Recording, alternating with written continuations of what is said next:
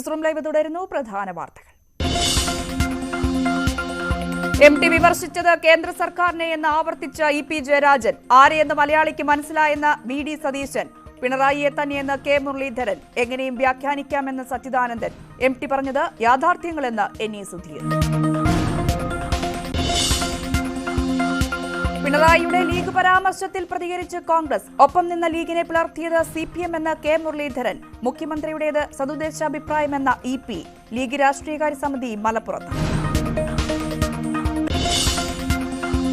യുടെ മഹാരഥന്മാരായ പണ്ഡിതന്മാരെ, അതിന്റെ ഉസ്താദുമാരെ, അതിന്റെ സാദാത്തുക്കളെ വെറുപ്പിക്കാനും പ്രയാസപ്പെടുത്താനും പ്രഹരമേൽപ്പിക്കാനും ആര് വന്നാലും ആ കൈവട്ടാൻ SKSF പ്രവർത്തകന്മാർ മുന്നോട്ടുണ്ടാകും.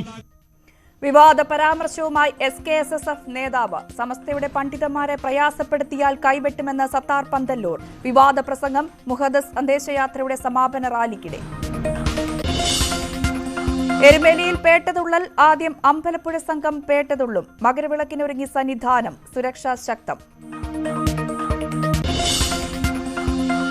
കൊല്ലത്ത് മക്കളെ കൊന്ന പിതാവ് ജീവനൊടുക്കി. കൊലപാതകം കുടുംബവഴക്കിനു പിന്നാലെ. മരിച്ചത് പട്ടത്താനം സ്വദേശികൾ. അടൽ സേതു തുറക്കുന്നു. ഉച്ചകഴിഞ്ഞ് പ്രധാനമന്ത്രി രാജ്യത്തിന് സമർപ്പിക്കും. രാജ്യത്തെ ഏറ്റവും നീളം കൂടിയ കടൽപ്പാലം.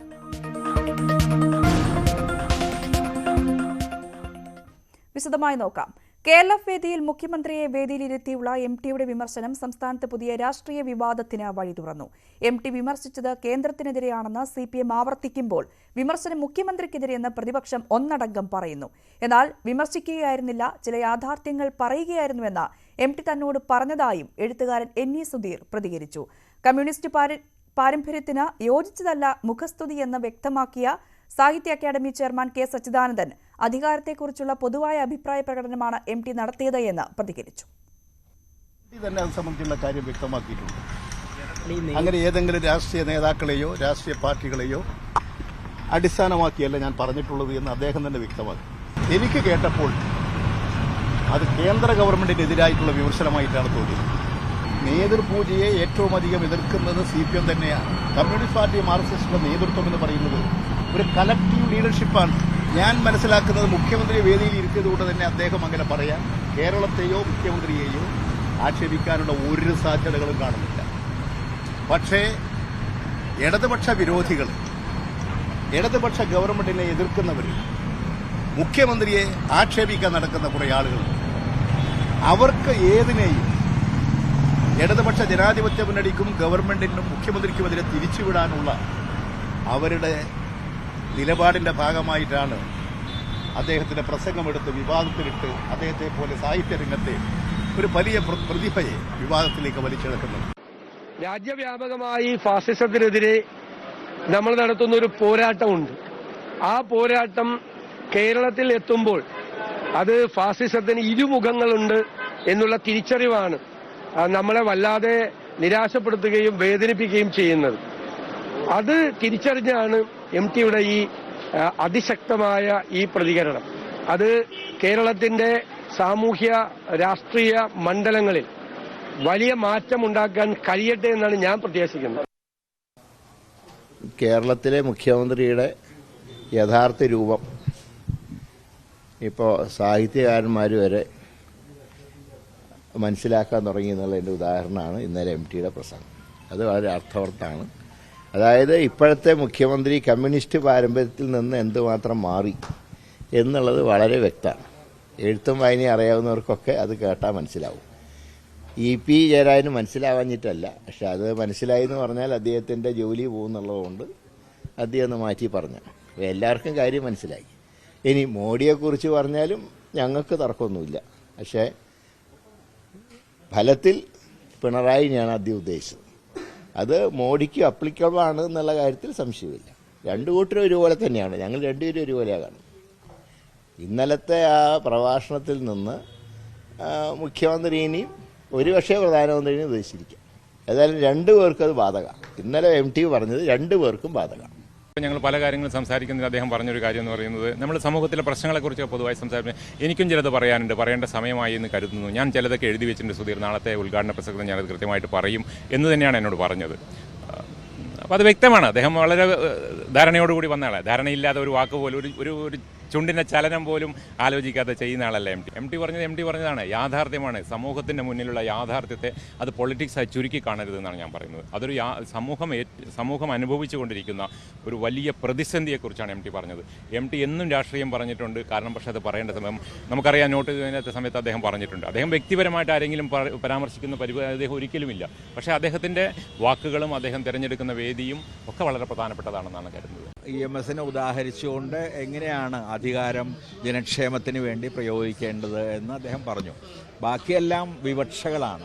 അതിൽ നിന്ന് പലർക്കും പല അർത്ഥങ്ങളും കണ്ടുപിടിക്കാം. ആ രീതിയിൽ കണ്ടുപിടിക്കപ്പെട്ട അർത്ഥങ്ങളാണെന്നേ പറയാൻ പറ്റും.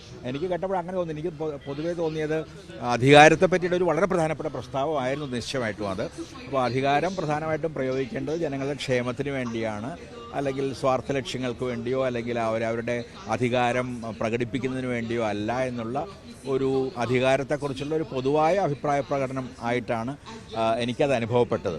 തീർച്ചയായിട്ടും മുഖ്യമന്ത്രി അവിടെ ഇരിക്കുന്നതുകൊണ്ട് ആ രീതിയിലുള്ള വ്യാഖ്യാനങ്ങൾ നടത്തപ്പെടുന്നുണ്ട് എന്ന് എനിക്കറിയാം.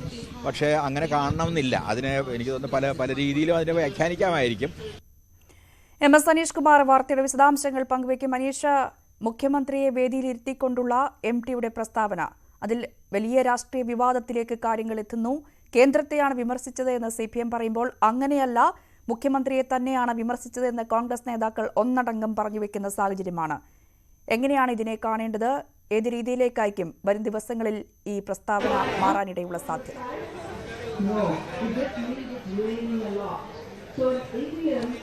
രഞ്ജിനി, പല തലങ്ങളിൽ വായിക്കപ്പെടുന്ന MTയുടെ ഒരു ക്ലാസിക് രചന പോലെ തന്നെയാണ് കോഴിക്കോട്ടെ ഇന്നലെ MTയുടെ ഈ പ്രസംഗത്തെ വിശേഷിപ്പിക്കാൻ കഴിയുന്നത്. പ്രസംഗം നടത്തി മണിക്കൂറുകൾ കഴിയുമ്പോഴും കേരള രാഷ്ട്രീയത്തിൽ അതിൻ്റെ അലൂരുകൾ നിലച്ചിട്ടില്ല. അതേക്കുറിച്ചുള്ള ചർച്ചകൾ ഒരുപക്ഷെ ആരംഭിച്ചിട്ടേ ഉള്ളൂ എന്ന് നമുക്ക് മനസ്സിലാക്കാൻ കഴിയും. CPMഉം സർക്കാരുമായി ബന്ധപ്പെട്ട കേന്ദ്രങ്ങളും ഇത് തങ്ങൾക്കെതിരായ വിമർശനമല്ല, അധികാര കേന്ദ്രങ്ങൾക്കെതിരായ വിമർശനമാണ്, ഈ അധികാര ദുർവിനിയോഗത്തിനെതിരായ വിമർശനമാണ് എന്ന് പറഞ്ഞു ഒഴിയാൻ ശ്രമിക്കുമ്പോൾ മറുപക്ഷം പ്രതിപക്ഷം സർക്കാരിനെതിരായ ശക്തമായ വികാരമാണ്, അല്ലെങ്കിൽ CPMനെതിരെ മുഖ്യമന്ത്രി പിണറായി വിജയനെതിരായ വിമർശനം തന്നെയാണ് MTയുടെ വാക്കുകളിലൂടെ പുറത്തു വന്നത് എന്ന് പറയുകയും ചെയ്യുന്നു. എന്നാൽ CPMനെയോ അല്ലെങ്കിൽ മുഖ്യമന്ത്രിയോ ലക്ഷ്യം വെച്ചല്ല ഈ പ്രസംഗമെന്ന് MT തന്നെ വിശദീകരിച്ചു എന്നും LDF ക്യാമ്പ് പറയുന്നു. പക്ഷേ MTയുമായി ഈ പ്രസംഗത്തിന് മുമ്പും സംസാരം നടത്തിയ NE സുധീറിനെ പോലെയുള്ള സാഹിത്യകാരന്മാർ പറയുന്നു താൻ ചില യാഥാർത്ഥ്യങ്ങൾ തുറന്നു പറയാൻ പോകുന്നു എന്ന് മുന്നറിയിപ്പ് നൽകിയാണ് KLFലെ വേദിയിലേക്ക് MT എത്തിയത്. എഴുതി തയ്യാറാക്കിയ സുചിന്തിതമായ വാക്കുകളുള്ള ഒരു പ്രസംഗമാണ് അദ്ദേഹം നടത്തിയത്.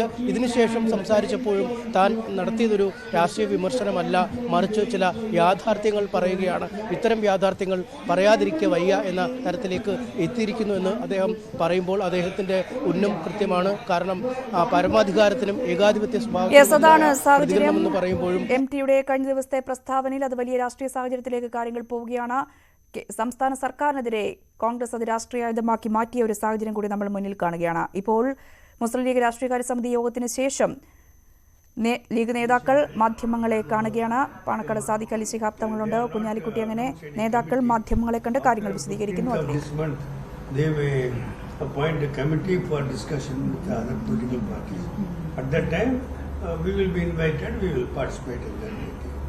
You know that we are contesting one seat in Tamil Nadu. ഇനിയിപ്പോൾ അത് കൂടാം കുറയാം, സീറ്റ് മാറാം, അതൊക്കെ അവരാണ് തീരുമാനിക്കേണ്ടത്. ഇവിടുത്തെ സ്ഥാനാർത്ഥി നിർണയം ബഹുമാനപ്പെട്ട തങ്ങളെ ഞങ്ങൾ അധികാരപ്പെടുത്തിയിട്ടുണ്ട്.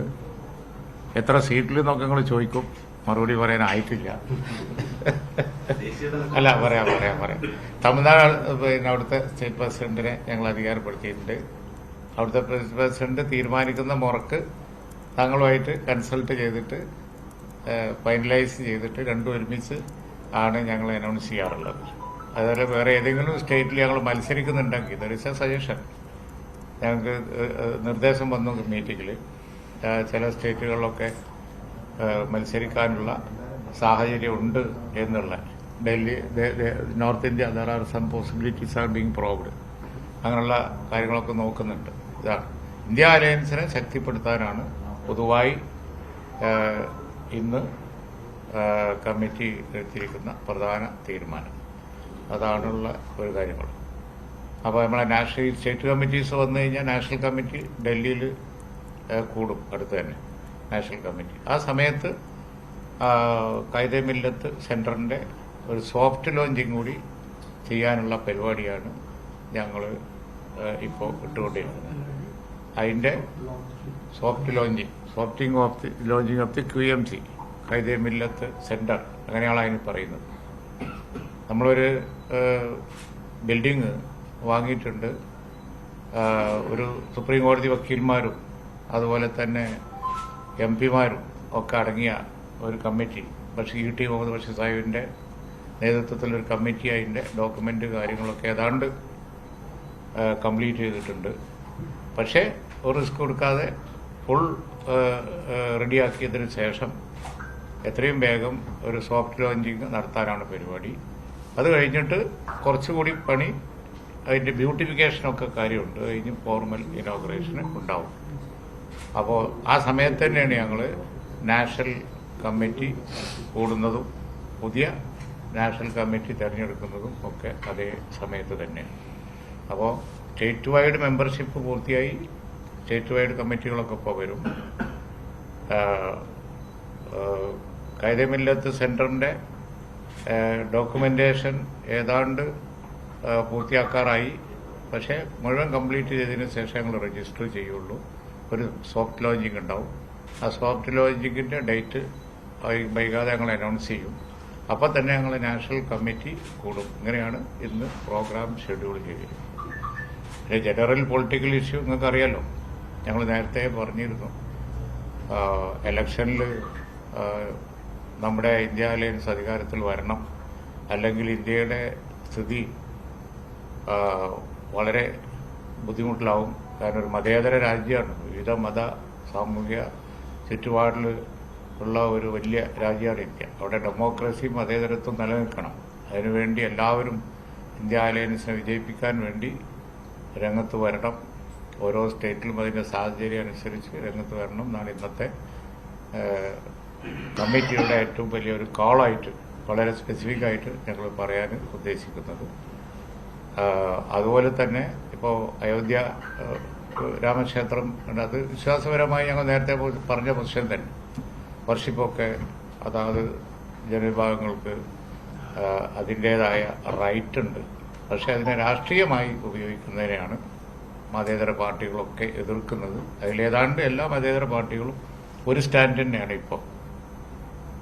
അപ്പോൾ ഇന്നിപ്പോൾ കോൺഗ്രസ് എടുത്ത സ്റ്റാൻഡിനെ താങ്കൾ സ്വാഗതം ചെയ്തിട്ടുണ്ട്, ഇന്ന് മീഡിയയിലുണ്ട്.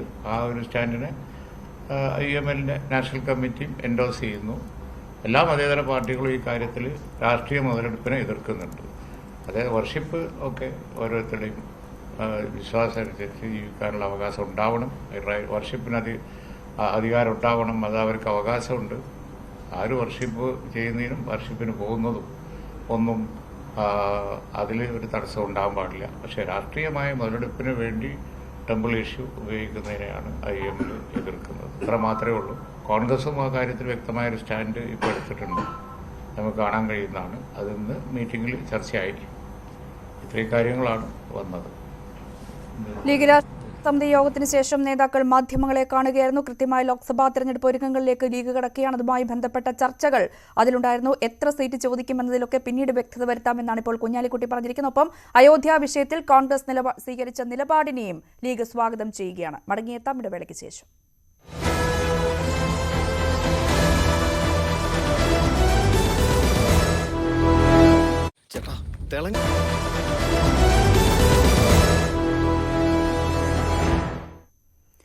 എരുമേലി പേട്ടതുള്ളൽ ആരംഭിച്ചിരിക്കുകയാണ്. അതിന്റെ തത്സമയ ദൃശ്യങ്ങളിലേക്കാണ് പ്രേക്ഷകർ ഇപ്പോൾ കണ്ടുകൊണ്ടിരിക്കുന്നത്. അമ്പലപ്പുഴ സംഘത്തിന്റെ പേട്ടതുള്ളലാണ് ആദ്യഘട്ടമായി നടക്കുക. അതിനുശേഷമായിരിക്കും ആലങ്ങാട് സംഘത്തിന്റെ പേട്ടതുള്ളൽ അവിടെ നടക്കുക. തത്സമയ ദൃശ്യങ്ങളിലേക്ക്.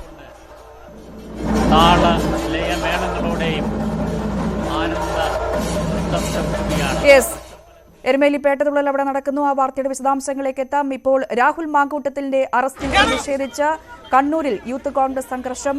അതിൽ പോലീസ് നടപടി ഉണ്ടാകുന്നു. പ്രവർത്തകരെ ഇപ്പോൾ അവിടെ അറസ്റ്റ് ചെയ്ത് നീക്കുന്ന സാഹചര്യമാണ്. അതിന്റെ ദൃശ്യങ്ങളാണ് പ്രേക്ഷകർ കണ്ടുകൊണ്ടിരിക്കുന്നത്. വലിയ പ്രതിഷേധത്തിലേക്ക് കോൺഗ്രസും യൂത്ത് കോൺഗ്രസും രാഹുൽ മാങ്കൂട്ടത്തിന്റെ അറസ്റ്റുമായി ബന്ധപ്പെട്ട് കടക്കുന്ന സാഹചര്യമാണ് നിലവിലുള്ളത്.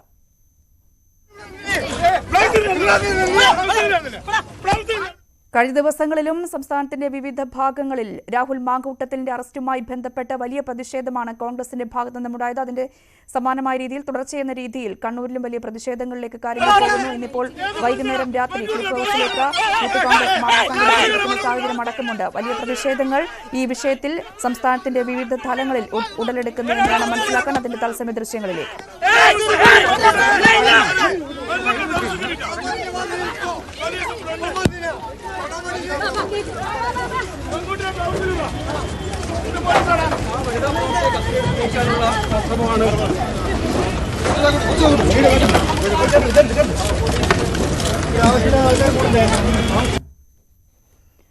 രാഹുൽ മാങ്കൂട്ടത്തിന്റെ അറസ്റ്റിൽ പ്രതിഷേധിച്ച് കണ്ണൂരിൽ യൂത്ത് കോൺഗ്രസ് നടത്തിയ മാർച്ചിൽ സംഘർഷമുണ്ടായിരിക്കുന്നു. പ്രവർത്തകരെ പോലീസ് അറസ്റ്റ് ചെയ്ത് നീക്കുന്ന സാഹചര്യത്തിലേക്ക് കാര്യങ്ങൾ അവിടെ എത്തിയിരിക്കുന്നു.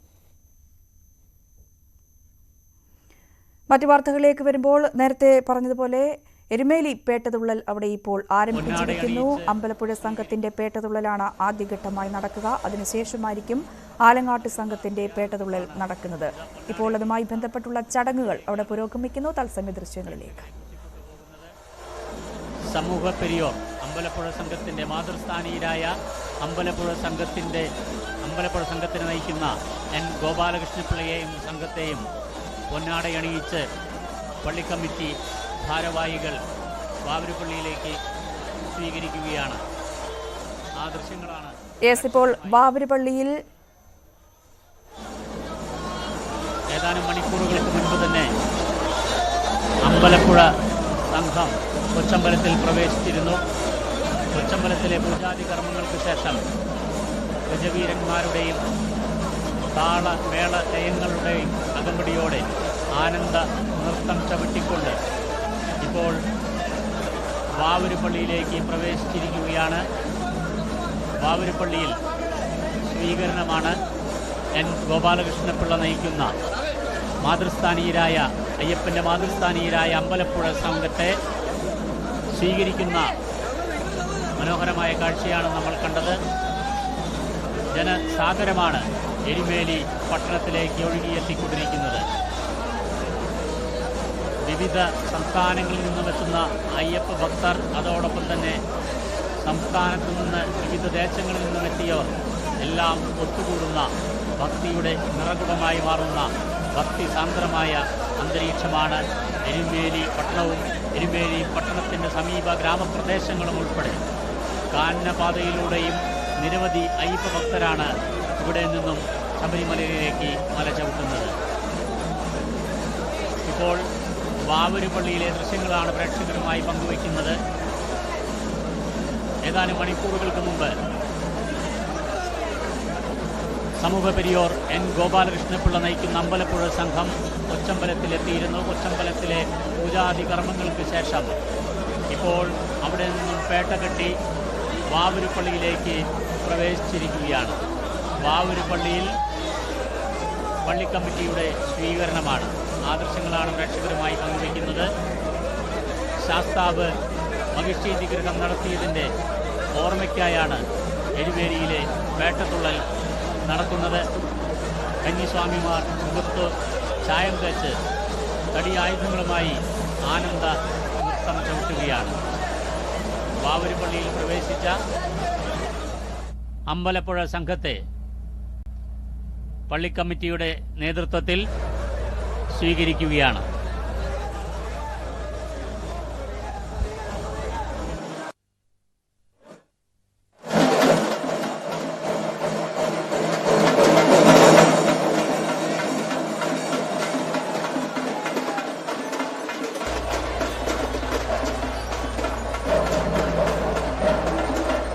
പേട്ടകെട്ടി വാവരുപള്ളിയിലേക്ക് പ്രവേശിച്ച അമ്പലപ്പുഴ സംഘം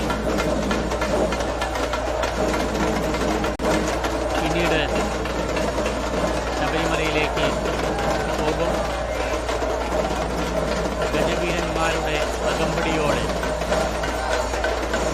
പേട്ടകെട്ടി അമ്പലപ്പുഴ സംഘം ഇപ്പോൾ ദൃശ്യങ്ങളിൽ കാണാൻ ഗജവീരന്മാരുടെ പള്ളിയിലേക്ക് പ്രവേശിക്കും.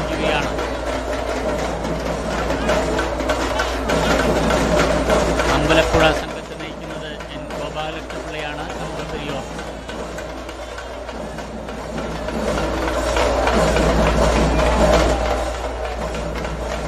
ശബരിമല തീർത്ഥാടനവുമായി ബന്ധപ്പെട്ട ഏറ്റവും പ്രധാനപ്പെട്ട ഒരു ചടങ്ങ് തന്നെയാണ് എരുമേലിയിലെ പേട്ടതുള്ളൽ. ശാസ്താവ് മഹിഷി നിഗ്രഹം നടത്തിയതിൻ്റെ ഓർമ്മയ്ക്കായാണ് എരുമേലിയിൽ പേട്ടതുള്ളൽ നടക്കുന്നത്. കന്നിസ്വാമിമാർ മുഖത്ത് ചായം തേച്ച് പടിയായുധങ്ങളുമായി ആനന്ദ നൃത്തം ചവിട്ടുകയാണ്. അഹന്ത വെടിഞ്ഞ് അയ്യനിൽ സർവവും സമർപ്പിക്കുക എന്ന ആന്തരികാർത്ഥവും പേട്ടതുള്ളൽ എന്ന അനുഷ്ഠാനത്തിലുണ്ട്. ക്രൂരതയുടെ പര്യായമായിരുന്ന മഹിഷാസുരൻ്റെ സഹോദരിയാണ് 3 ലോകങ്ങളെയും ഉറപ്പിച്ച മഹിഷി എന്നാണ് ഐതിഹ്യം. ഈ മഹിഷിയെ വധിക്കുക എന്ന ഉദ്ദേശത്തോടെയാണ് പരമശിവന്റെയും മഹാവിഷ്ണുവിൻ്റെയും ശക്തി സമന്വയിച്ച അയ്യപ്പ അവതാരം. മഹിഷിയെ നിഗ്രഹിച്ച സ്ഥലമെന്ന അർത്ഥത്തിൽ എരുമക്കൊല്ലിയാണ് പിന്നീട് എരുമേലിയായതെന്നും പറയപ്പെടുന്നു. മഹിഷി നിഗ്രഹത്തിന് കൂട്ടായി വാവരുമുണ്ടായിരുന്നു എന്നാണ് വിശ്വാസം. അതുകൊണ്ട് തന്നെയാണ് വാവൂര് പള്ളിയിലേക്കും സ്വാമിമാർ എത്തുന്നത്. അമ്പലപ്പുഴ സംഘമാണ് ഇപ്പോൾ പേട്ടകെട്ടി, കൊച്ചമ്പലത്തിൽ നിന്നും പേട്ടകെട്ടി വാവൂര് പള്ളിയിലേക്ക് പ്രവേശിച്ചിരിക്കുന്നത്.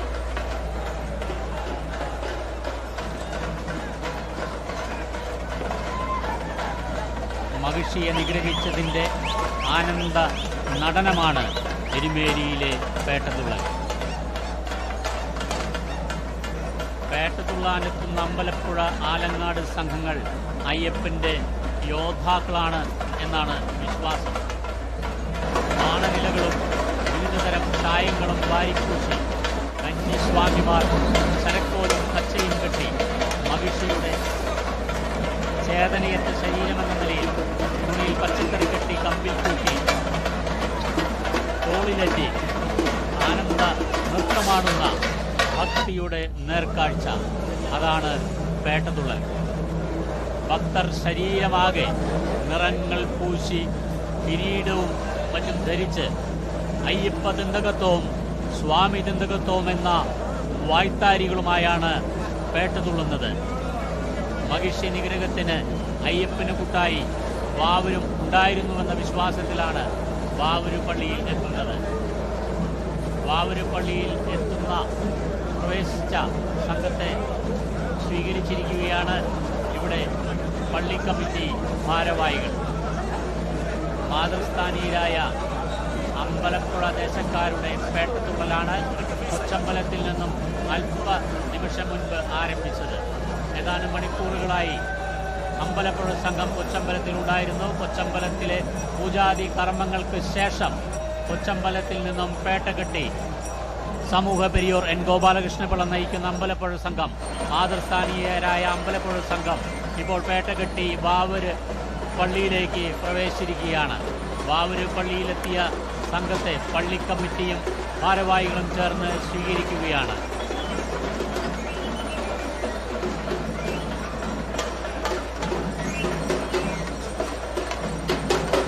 ഭഗവാന്റെ സാന്നിധ്യമായ ശ്രീകൃഷ്ണ പരുന്ത് ആകാശത്ത് വട്ടമിട്ട് പറന്നതോടുകൂടിയാണ് പേട്ട കൊച്ചമ്പലത്തിൽ നിന്നും പേട്ടതുള്ളലിന് തുടക്കമായിരിക്കുന്നത്. അമ്പലപ്പുഴ സംഘത്തിൻ്റെ പേട്ടതുള്ളിക്കൊണ്ട് അമ്പലപ്പുഴ സംഘം ഇപ്പോൾ വാവൂര് പള്ളിയിലേക്ക് പ്രവേശിച്ചിരിക്കുകയാണ്. വാവൂര് പള്ളിയിൽ നമുക്കറിയാം അമ്പലപ്പുഴ സംഘത്തിൻ്റെ നയിക്കുന്ന എൻ ഗോപാലകൃഷ്ണപിള്ള ഉൾപ്പെടെയുള്ള സംഘത്തെ സ്വീകരിച്ചിരുന്നു. ഇപ്പോൾ പള്ളി ചുറ്റി പ്രദക്ഷിണം വയ്ക്കുകയാണ്. പള്ളി പ്രദക്ഷിണം വെച്ചതിന് ശേഷമാണ് ഇവിടെ നിന്നും മടങ്ങുക. ഇപ്പോൾ പള്ളിക്ക് ചുറ്റും പ്രദക്ഷിണം വയ്ക്കുകയാണ്. താളമേള ലയങ്ങളോടെ ഗജവീരന്മാരുടെ അകമ്പടിയോടെ വാവൂര് പള്ളിയിൽ പ്രവേശിച്ച അമ്പലപ്പുഴ സംഘത്തെ, പേട്ടതുള്ളി എത്തിയ അമ്പലപ്പുഴ സംഘത്തെ മാതൃസ്ഥാനീയരായ അയ്യപ്പന്റെ മാതൃസ്ഥാനീയരായ അമ്പലപ്പുഴ സംഘത്തെ സ്വീകരിച്ചിരിക്കുകയാണ്. സമൂഹ പെരിയോർ എൻ ഗോപാലകൃഷ്ണപിള്ള നയിക്കുന്ന അമ്പലപ്പുഴ സംഘത്തെ സ്വീകരിച്ചിരിക്കുകയാണ് വാവൂര് പള്ളി കമ്മിറ്റി ഭാരവാഹികൾ ചേർന്ന്. ഇപ്പോൾ വാവൂരുപള്ളിയിൽ ഗജവീരന്മാരുടെ അകമ്പടിയോടെ വാവൂരുപള്ളിയിൽ പ്രവേശിച്ച വാദ്യമേള താളലയങ്ങളോടെ ആനന്ദ നൃത്തമാടുന്ന കന്നി അയ്യപ്പന്മാരുമായി ആനന്ദ നൃത്തമാടുന്ന സംഘം, അമ്പലപ്പുഴ സംഘം ഇപ്പോൾ വാവൂരുപള്ളിക്കകത്ത് പ്രദക്ഷിണം വയ്ക്കുന്ന കാഴ്ചയാണ് കാണുന്നത്. മതമൈത്രിയുടെ മനോഹരമായ കാഴ്ച. ഇത് ഭാരതത്തിലല്ല, എവിടെയും ലോകത്ത് തന്നെ കാണാൻ കഴിയാത്ത മനോഹരമായ കാഴ്ചയാണ്. അതിൽ പങ്കാളികളായിക്കൊണ്ട് വിദേശികൾ ഉൾപ്പെടെ ദൃശ്യങ്ങളിൽ നമുക്ക് കാണാം. നിരവധി ഭക്തരാണ് ഇവിടെ ആനന്ദ നൃത്തമാടുന്നത്, ഈ പേട്ട തുള്ളുന്നത്. അമ്പലപ്പുഴ സംഘത്തിന്റെ പേട്ടത്തുള്ളൽ വാവൂരുപള്ളിയിൽ പ്രദക്ഷിണം വയ്ക്കുന്ന കാഴ്ചയാണ്.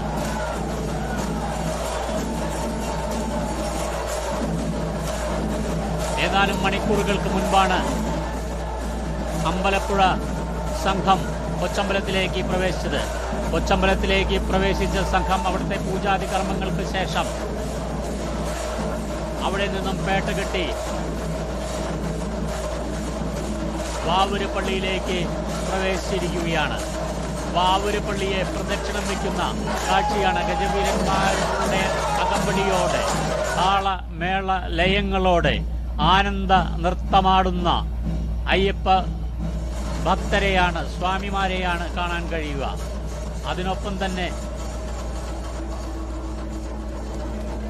സംസ്ഥാനത്തിനകത്തും പുറത്തു നിന്നുള്ള അയ്യപ്പ ഭക്തരും എല്ലാവരും, എല്ലാ സ്വാമിമാരും ഇവിടെ പേട്ട തുള്ളുന്ന കാഴ്ച നമുക്ക് ദൃശ്യങ്ങളിലൂടെ കാണാം.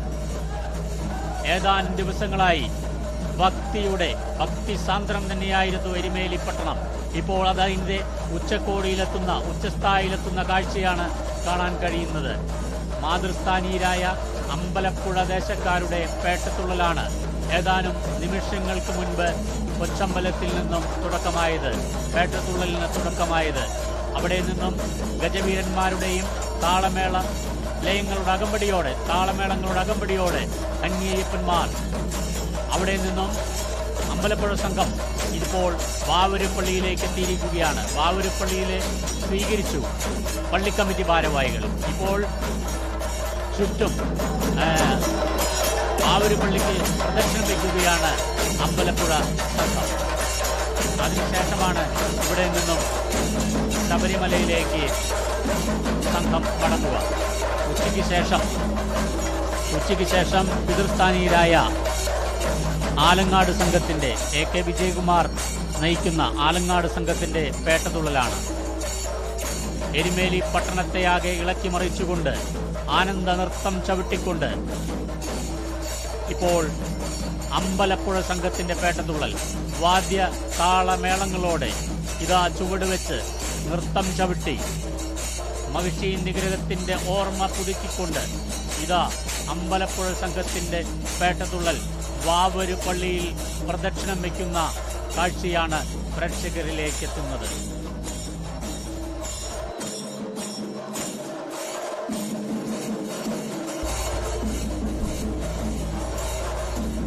Thiruvithamkoor Devaswom board president P. Prasanth ഉൾപ്പെടെ നിരവധി പേർ ഇപ്പോൾ അമ്പലപ്പുഴ സംഘത്തിന്റെ പേട്ടത്തുള്ളലിനോടൊപ്പം കാണാം, ദൃശ്യങ്ങളിൽ കാണാം. വാവൂരുപള്ളിയെ മതമൈത്രിയുടെ പ്രതീകം തന്നെയാണ്. ഇത്തരം ഒരു കാഴ്ച ലോകത്തെവിടെയും നമുക്ക് കാണാൻ കഴിയില്ല. കൊച്ചമ്പലത്തിൽ നിന്നും പേട്ടതുള്ളിയ അമ്പലപ്പുഴ സംഘം വാവൂരുപള്ളിയിലേക്ക് പ്രവേശിച്ചു കഴിഞ്ഞിരിക്കുകയാണ്. വാവൂരുപള്ളിയിൽ പള്ളിക്കമ്മിറ്റി ഭാരവാഹികൾ സ്വീകരണം നൽകിയതിനു ശേഷം സംഘം ഇപ്പോൾ പള്ളിയെ വലം വയ്ക്കുന്നതാണ്.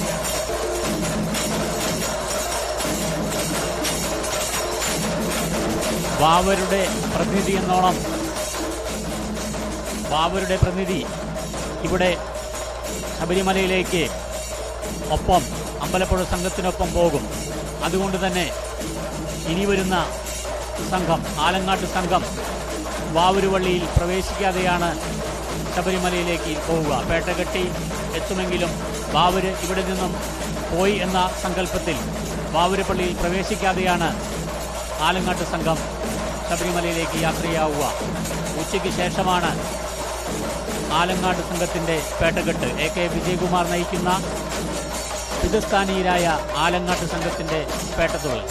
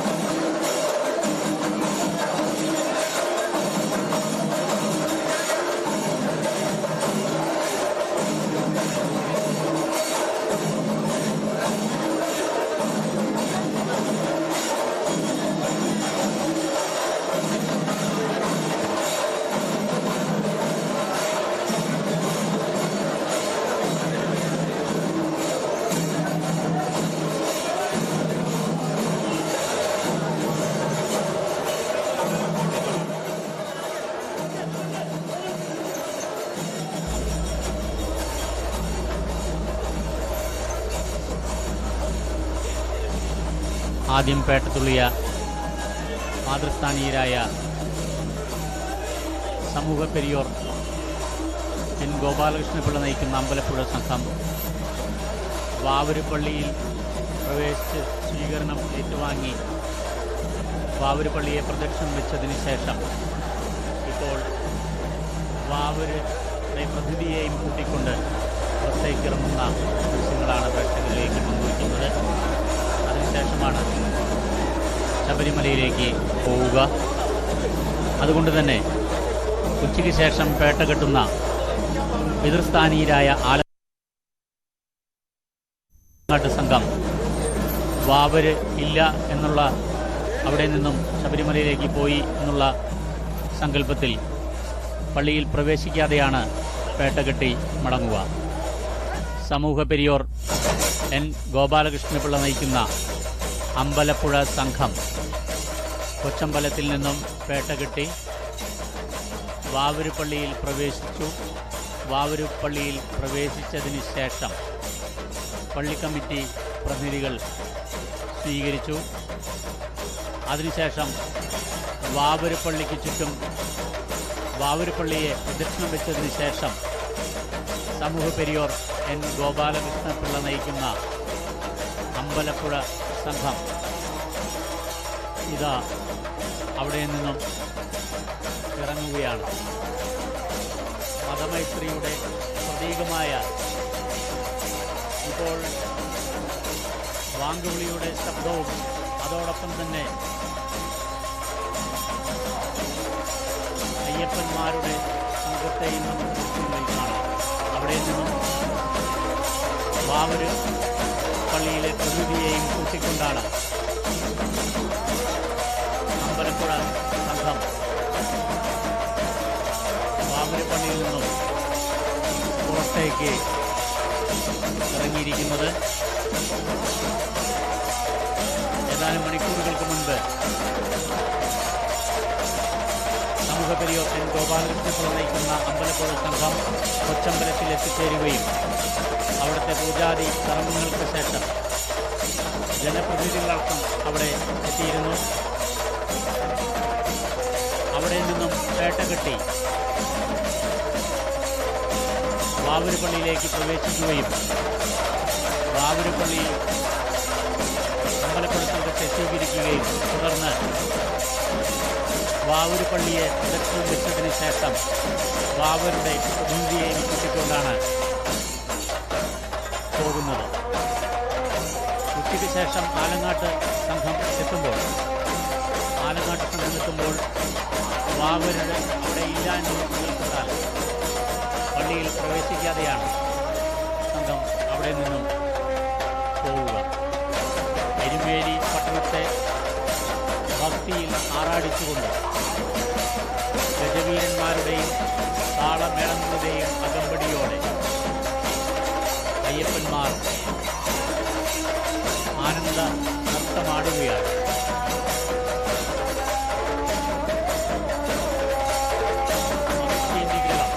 ശാസ്താവ് മഹിഷി നിഗ്രഹം നടത്തിയതിൻ്റെ ഓർമ്മയ്ക്കായി എരുമേലിയിൽ പേട്ടതുള്ളൽ, ഇപ്പോൾ അമ്പലപ്പുഴ സംഘത്തിൻ്റെ പേട്ടതുള്ളൽ കൊച്ചമ്പലത്തിൽ നിന്നും പേട്ടകെട്ടി വാവരുപള്ളിയിലേക്ക് പ്രവേശിക്കുകയും വാവരുപള്ളിയിലെ പള്ളി കമ്മിറ്റിക്കാരുടെ സ്വീകരണത്തിന് ശേഷം പള്ളി പ്രദക്ഷിണം വെച്ചതിന് ശേഷം വാവരുടെ പ്രതിനിധിയെയും കൂട്ടിയാണ് ഇപ്പോൾ മടങ്ങുന്നത്. തിങ്ങി നിറഞ്ഞിരിക്കുന്ന ജനസാഗരമാണ് നമുക്ക് ദൃശ്യങ്ങളിൽ കാണാൻ കഴിയുന്നത്. ശാസ്താവ് മഹിഷി നിഗ്രഹം നടത്തിയതിൻ്റെ ഓർമ്മയ്ക്കായിട്ടാണ് എരുമേലിയിലെ പേട്ടത്തുള്ളൽ. മുഖത്ത് ചായം തേച്ച് തടി ആയുധങ്ങളുമായി ആനന്ദ നൃത്തം തവിട്ടുകയാണ്. അഹന്ത വെടിഞ്ഞ് കയ്യനിൽ സർവവും സമർപ്പിക്കുമെന്ന ആന്തരിക അർത്ഥവും പേട്ടത്തുള്ളൽ എന്ന അനുഷ്ഠാനത്തിലുണ്ട്. ക്രൂരതയുടെ പര്യായമായിരുന്ന മഹിഷാസുരന്റെ സഹോദരിയാണ് 3 ലോകങ്ങളെയും വിറപ്പിച്ച മഹിഷി എന്നാണ് ഐതിഹ്യം. ഈ മഹിഷിയെ വധിക്കുക എന്ന ഉദ്ദേശത്തോടെയാണ് പരമശിവന്റെയും മഹാവിഷ്ണുവിനെയും ശക്തി സമന്വയിച്ച അയ്യപ്പ അവതാരം. മഹിഷിയെ നിഗ്രഹിച്ച സ്ഥലമെന്ന അർത്ഥത്തിൽ തന്നെ എരുമക്കൊല്ലി, അത് പിന്നീട് എരുമേലിയായെന്നും പറയപ്പെടുന്നു. മഹിഷി നിഗ്രഹത്തിന് കൂട്ടായി വാവരുമുണ്ടായിരുന്നുവെന്നാണ് വിശ്വാസം. അതുകൊണ്ട് തന്നെ വാവരുപള്ളിയിലും സ്വാമിമാരെത്തുന്നു. അയ്യപ്പസ്വാമി മഹിഷിയെ നിഗ്രഹിച്ചതിൻ്റെ ആനന്ദ നടനമാണ് എരുമേലിയിലെ പേട്ടത്തുള്ളൽ. പേട്ടത്തുള്ളാനെത്തുന്ന അമ്പലപ്പുഴ ആലങ്ങാട്ട് സംഘങ്ങൾ അയ്യപ്പൻ്റെ യോദ്ധാക്കളും എന്ന് തന്നെയാണ് വിശ്വാസം. മാതൃസ്ഥാനീയരായ അമ്പലപ്പുഴ ദേശക്കാരാണ് ആദ്യം പേട്ടത്തുള്ളൽ തുടങ്ങിയത്. ഇനി ഉച്ചയ്ക്ക് ശേഷം ആലങ്ങാട്ട് സംഘമാണ് പേട്ടത്തുള്ളുക. സമൂഹ പെരിയോർ എൻ ഗോപാലകൃഷ്ണപിള്ള നയിക്കുന്ന അമ്പലപ്പുഴ സംഘം രാവിലെ തന്നെ ഒരു 11 മണിക്ക് ശേഷം തന്നെ അവർ കൊച്ചമ്പലത്തിൽ പ്രവേശിച്ചിരുന്നു. കൊച്ചമ്പലത്തിലെ പൂജാ കർമ്മങ്ങൾക്ക് ശേഷം പേട്ടകെട്ടി അവിടെ നിന്നും ഇറങ്ങി വാവരുപള്ളിയിലേക്ക് ഗജവീരന്മാരുടെ അകമ്പടിയോടെ താളമേളങ്ങളുടെ അകമ്പടിയോടെ വാവരുപള്ളിയിൽ പ്രവേശിച്ചു. വാവരുപള്ളിയിൽ പള്ളി കമ്മിറ്റി പ്രതിനിധികൾ സ്വീകരണം നൽകി. അതിനുശേഷം വാവരുപള്ളിയെ പ്രദക്ഷിണം വെച്ചതിന് ശേഷം വാവരുടെ പ്രതിനിധിയെയും കൂട്ടിയാണ് ഇപ്പോൾ പുറത്തേക്ക് ഇറങ്ങിയിരിക്കുന്നത്. ശബരിമലയിലേക്ക് പോവുക. അതുകൊണ്ട് തന്നെ ഇനി വരുന്ന ഉച്ചയ്ക്ക് ശേഷം പേട്ടതുള്ളുന്ന ആലങ്ങാട്ട് സംഘം വാവര് പള്ളി അവിടെ ഇല്ല എന്നുള്ള സങ്കല്പത്തിൽ പള്ളിയിൽ പ്രവേശിക്കാതെയാണ് പോവുക. ഉച്ചയ്ക്ക് ശേഷമാണ് ആലങ്ങാട്ട് സംഘത്തിൻ്റെ പേട്ടതുള്ളൽ.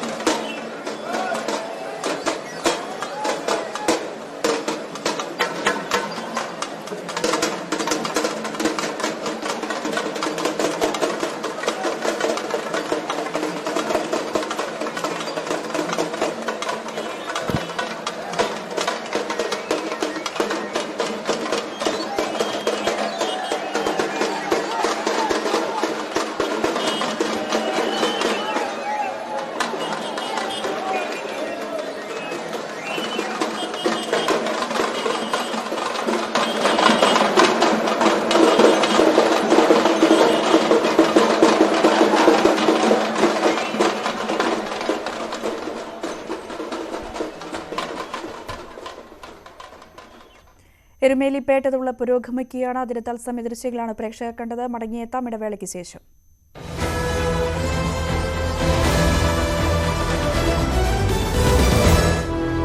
അൽ മുക്താദിർ ജ്വല്ലറിയുടെ CPM-നെതിരായ വിമർശനമെന്ന് പ്രതിപക്ഷം